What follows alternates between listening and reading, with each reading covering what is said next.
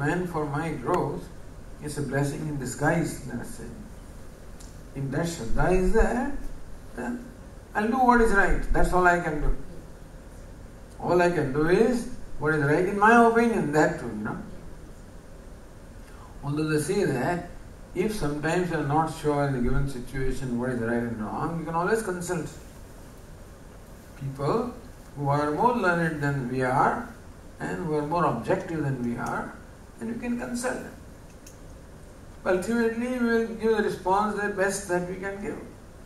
Point is it a deliberate response or is it an impulsive response? That's important. Follow. Free will means a deliberate response, and non-free will means an impulsive response. So if my response to a situation is a deliberate response, then we can definitely say free will is involved. If my response is an impulsive response, then perhaps free will is not involved.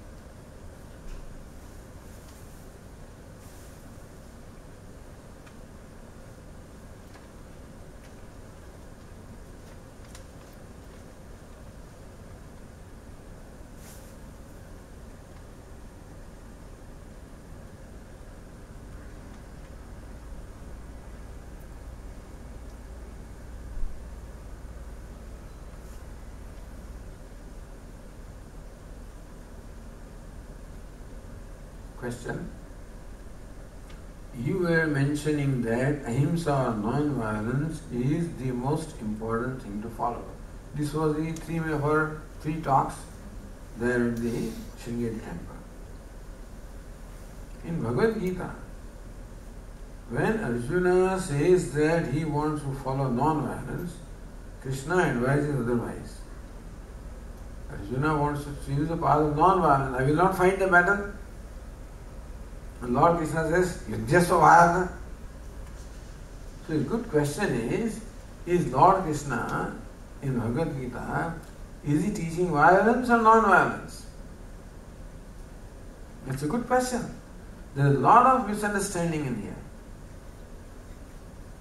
So I would like you to refer to the verse in Bhagavad Gita, I think verse 37 or something like that, where Lord Krishna says, हतो वा प्राप्स्यसि स्वर्गम जित्वा वा भोक्ष्यसे महिम ततो युद्धायुज्यस्व. हे अर्जुन, ततो तस्मात् उत्तिष्ठ कौन्तेय युद्धाय कृत निश्चय. If you are killed in this battle, you go to Swarga.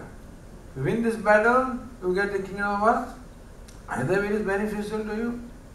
And therefore, tasmaat uttishta kaunteya yuddhaya krita nischaya. With firmly determined our yuddha, rise. Then what Lord Krishna says is important. In the next verse, sukha dukkhe same krutva labha labho jaya jayo tato yuddhaya yujyasva nevam papam avapsyasi.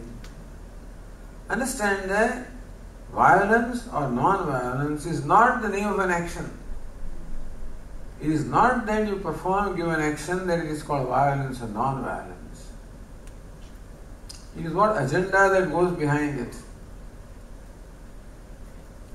So Lord Krishna says, Arjuna, Lord Krishna asked Arjuna to arise and fight the battle. Okay.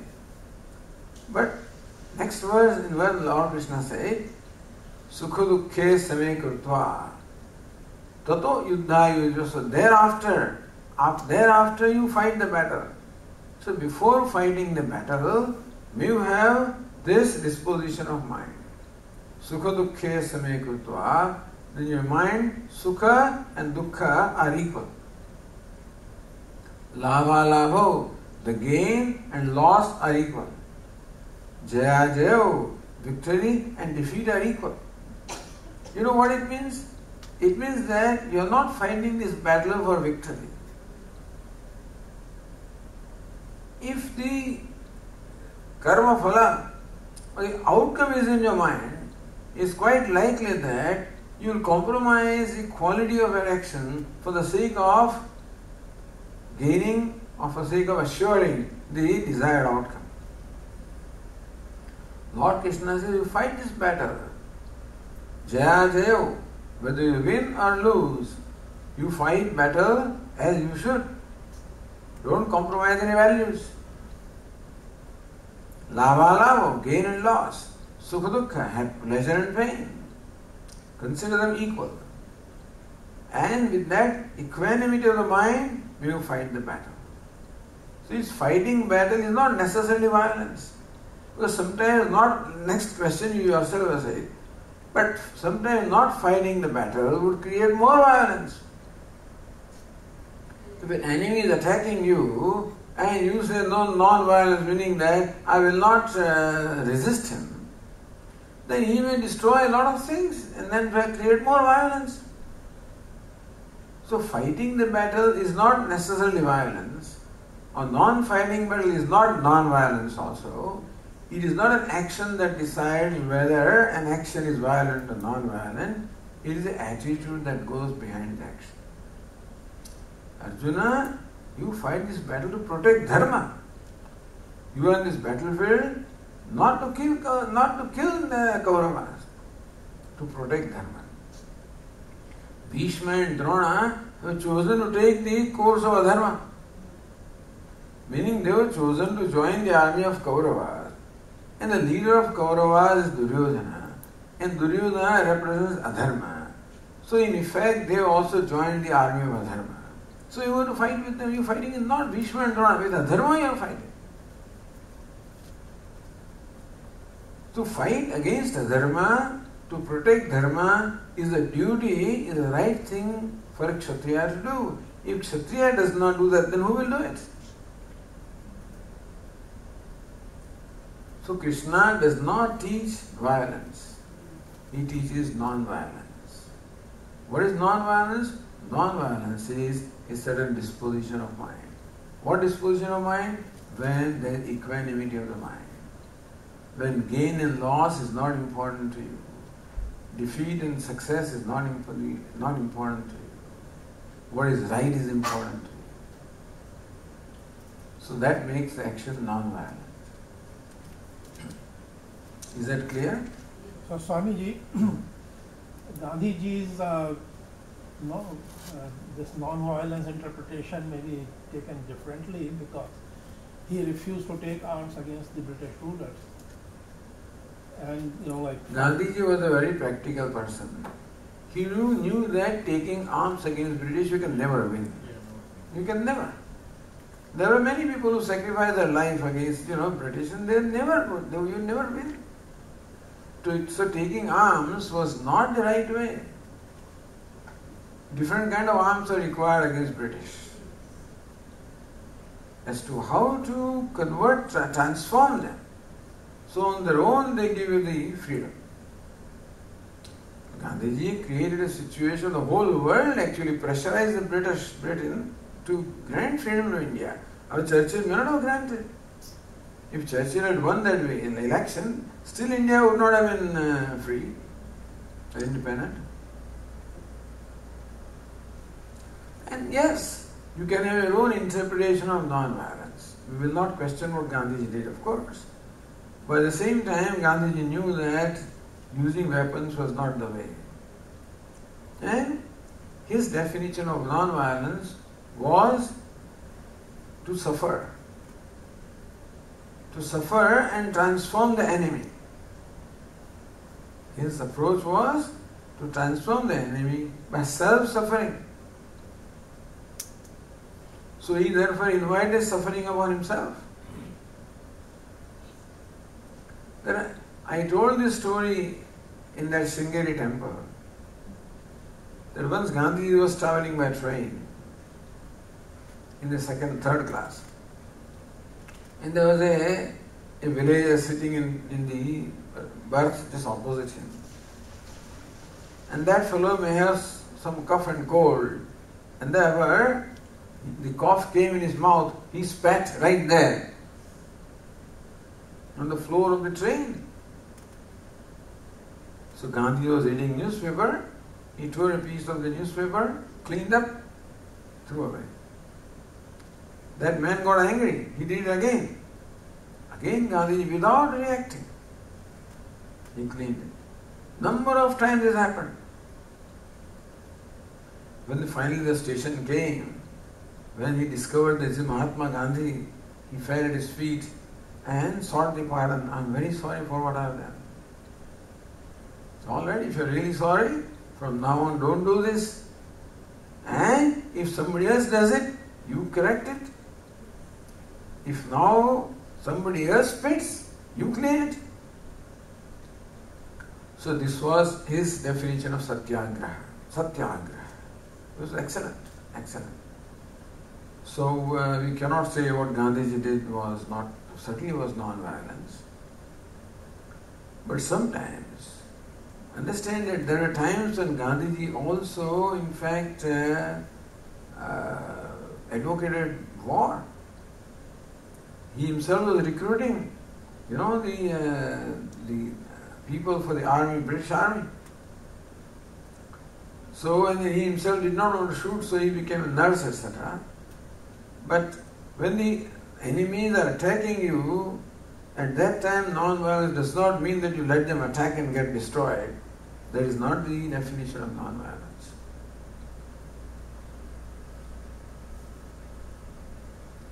This next question here, you say that we should never get angry. I don't say nobody can never get angry, you will always get angry sometime anyway. But we should avoid anger as best as we can. How can you not be angry when a person is atrocious? Say a person is trying to shoot you for no reason. Should you not be angry? What will happen by your being angry? You have to respond to the situation right away. Either by holding him, by not allowing him to shoot you, or whatever you can do. But anger doesn't play any role. Anger never plays any role. Anger never helps in any situation. People believe that we can only fight only when we become angry. Not necessarily. You can hold him. You need not attack him, but you need not allow him to attack you.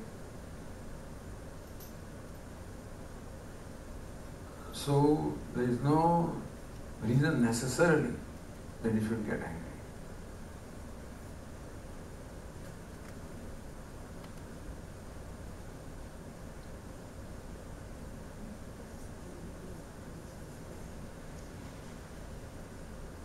Sometimes anger is used as a weapon. So what it means? Very often anger is used as a weapon to intimidate the other person. Anger is usually employed to intimidate the other person and get your way. You intimidate the person and then you dominate the person and have your way. Very often anger is used that way. Or people have just no control over the anger also. And so they are not using it, they just get angry because they cannot control it.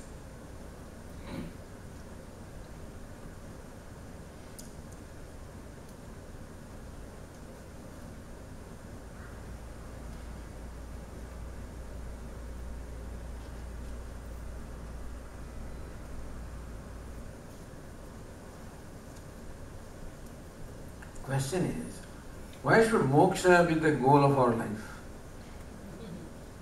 It's not just enough to perform selfless karma and purification of Atma throughout one's life.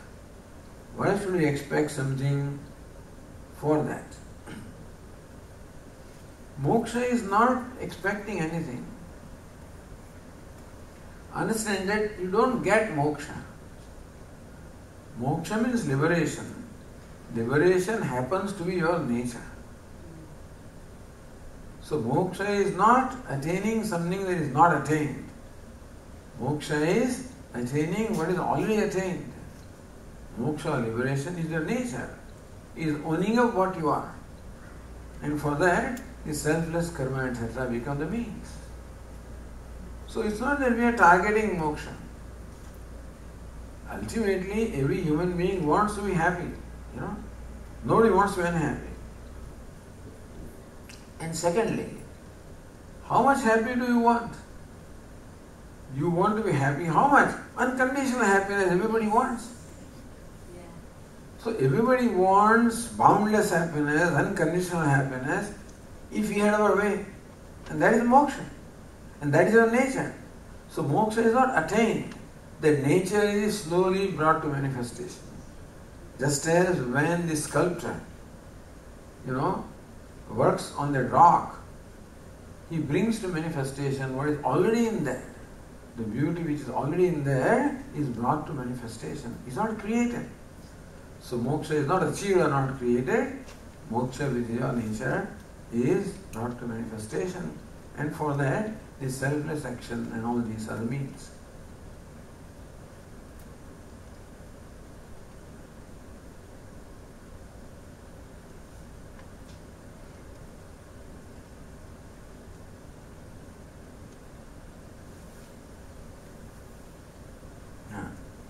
Swamiji, I think the other day you were saying, like Satyam Vad, Priyam Vad, Hitam Vad, right? That's the. Now, a doctor cannot afford to be Priyam Vad all the time. He has to give, like medicine as well. And so the question is that, what about the relationship between the parent and the children? That like parents don't have to take that in the equation. So the standard advice is Satyam Vada, Priyam Vada. So you speak truth and speak in a pleasant manner. If Satyam is Apriyam, na bruyat Satyam Apriyam. Satyam bruyat, Priyam bruyat, na bruyat Satyam Apriyam. If Satya is Apriya or unpleasant, may you not utter that. Priyamapi anutam na bruyat. Priyamapi nantam bruyat. Just because it is priya doesn't mean that you tell something which is wrong or untruth. Untruth may be pleasant, but no. Don't speak untruth even if it is pleasant. So, even a doctor also can do that. Doctor also can very tactfully talk to his patient and communicate to the patient in the best way so that the patient is not shocked. That freedom doctor has. It is not that he has to be very abrupt or he has to be very insensitive. Doctor can be very sensitive and communicate with the patient in a sensitive way. Similarly, parents also can communicate to children in a sensitive way. Yes, it is possible that sometimes we may have to become unpopular for the sake of speaking truth. If you find that speaking truth is required, even though it is unpleasant, and without speaking truth is going to bring about a damage, then you may speak. But speaking truth for the sake of speaking truth is not necessary. If you can avoid speaking, avoid it. If you have to speak, then speak truth. And then, if you do choose to speak truth, speak that in a pleasant manner. With children also it can be done. We just have to have a two-step approach, not one-step approach. Respond to the person behind the personality.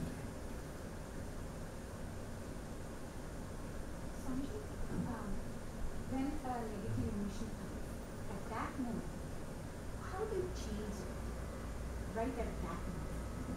And usually it comes from the past, for which this happened, that kind of thing. As I say, if you become alert and tell yourself two-step approach, what is one-step approach? submitting to the emotion. What is two-step approach? Creating a distance with that emotion. And that's a matter of practice. But in the beginning it may be difficult, but that practice, creating distance is of emotion.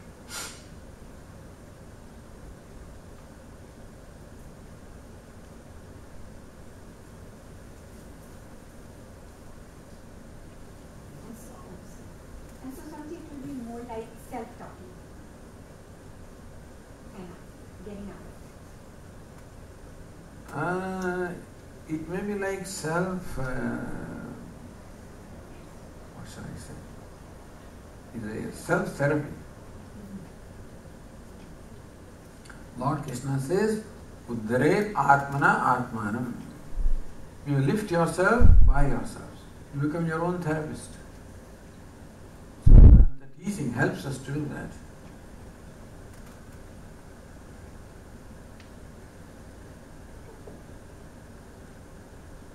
After the liberation or moksha, where does the person go? There is nowhere to go. So he becomes one with the infinite. He becomes one with the infinite. Therefore there is nowhere to go as such. Peace of mind. They should stay on. You see, as long as a person is alive, he conducts himself in regular manner.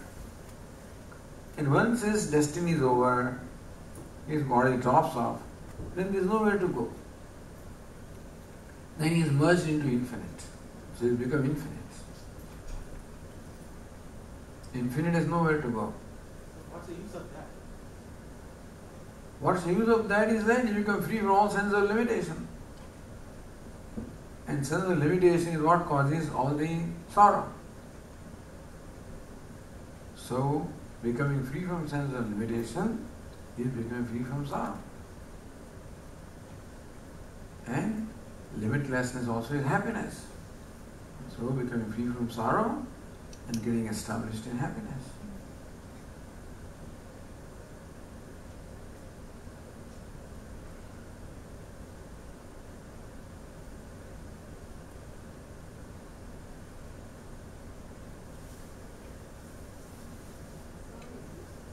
The word Paraspar Devo Bhava.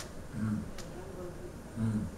So how it helps in the whole day of your life, like it says that if you follow that word also it helps you.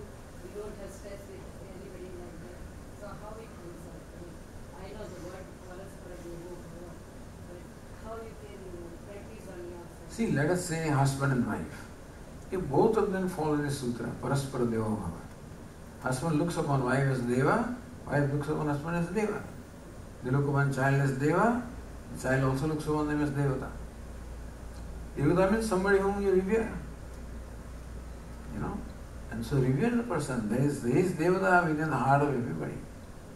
And therefore revere that one. Respect.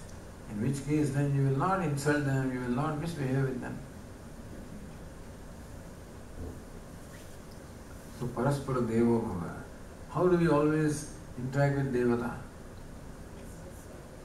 Respect, reverence, love, yes.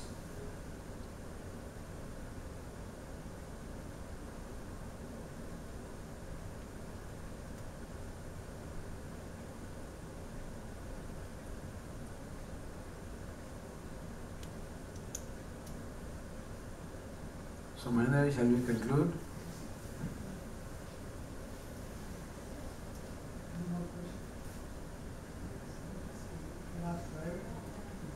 Thanks, yes, all?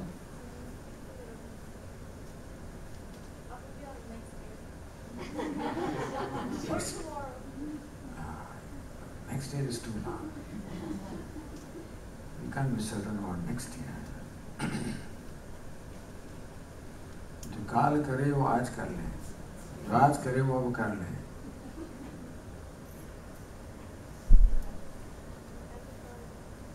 She is forming a question. Yes, sir. If we still have time, it is maybe a bit off the topic. You know, Ishavasya sarvam yatkin jagatyam jagat. So that part seems like all right to me, but once like it goes to Ten Tyaktena Munjitha Magula Kasya Sviddhanam. One thing I don't understand quite the meaning of it. The other thing is I feel that these last two parts are somewhat disjointed. It doesn't seem like flowing from the previous one. You see, it says Ishavasyam idam sarvam yat kincha jagatyam jagat. In this universe, whatever is moving, whatever is born, whatever exists, see that as Ishvara. Ishvara pervades everything. The next line says, Tena tyaktena munjithaha.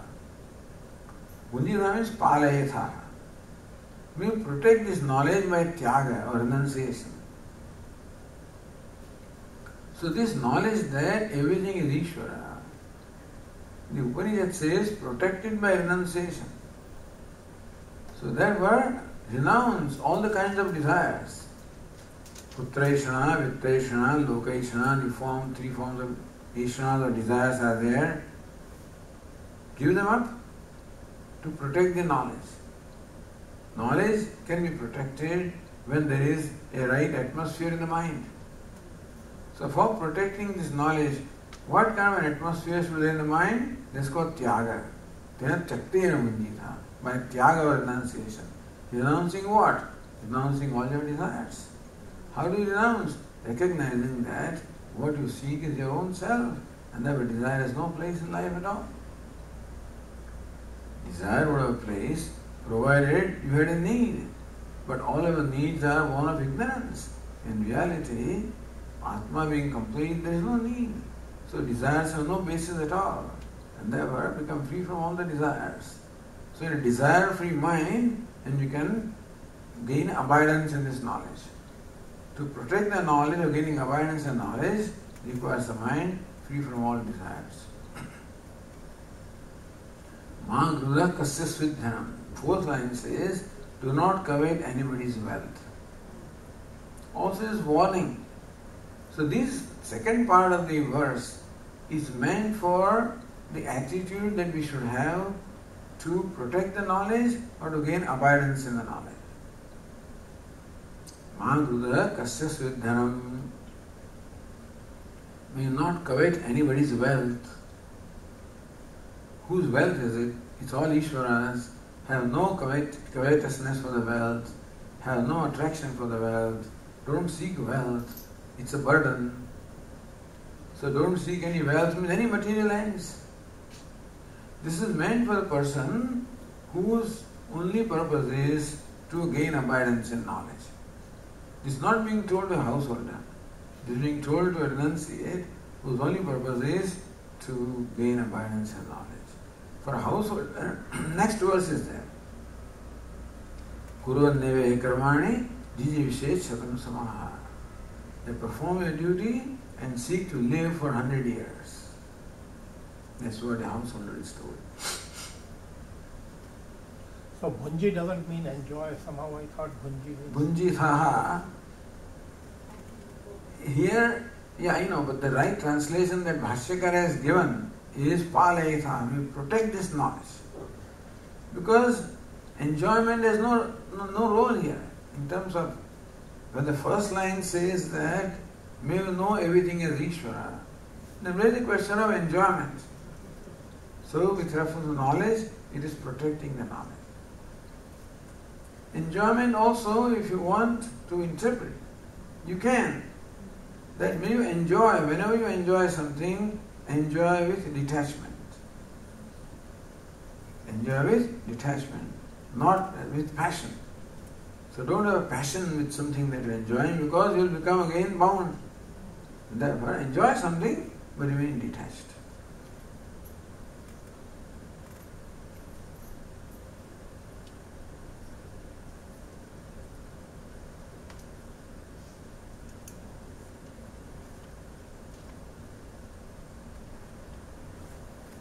Om Purnamadah Purnamidam Purnat Purnamudachyate Purnasya Purnamadaya Purnameva Vashishyate Shanti Hari Om.